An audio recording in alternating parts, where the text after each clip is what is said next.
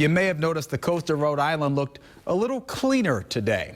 Well, volunteers are at 80 locations for International Coast Cleanup Day with Save the Bay. Eyewitness News is a proud sponsor of this event. Eyewitness News reporter Brian Yocono has more details on some of what volunteers found. 2,000 volunteers are on the shores of Rhode Island today picking up trash, and globally, more than 500,000 people are doing the same thing for the International Coastal Cleanup. For Chris Lee and his family, this is time together, cleaning up the shoreline and learning more about Narragansett Bay. It's kind of interesting to actually categorize what we have and understand like what's here and what's maybe somewhere else in South America or in somewhere else in Narragansett Bay, and over the years sort of see how that may change. They're joining volunteers around the world doing the same thing and categorizing every piece of trash they find, from bottle caps to syringes. There's a lot of really small stuff. There's not too much really big stuff.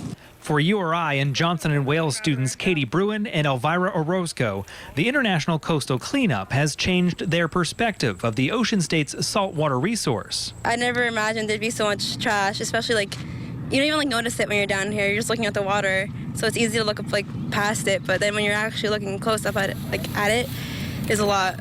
Every trash bag is weighed. No cell phones. And then tossed. The data is compiled globally by the Ocean Conservancy. The top 5 items collected last year: straws, bottle caps, beverage bottles, food wrappers, and at number 1, more than 2 million cigarette butts. We need to be more conscious about our trash, more conscious about our recycling, and more conscious about not buying so many disposable things that can just float away and blow away and end up in the environment. According to this global data from last year's cleanup event, half of those 2 million cigarette butts were found along waterways in the United States. In the newsroom, Brian Yocono, Eyewitness News.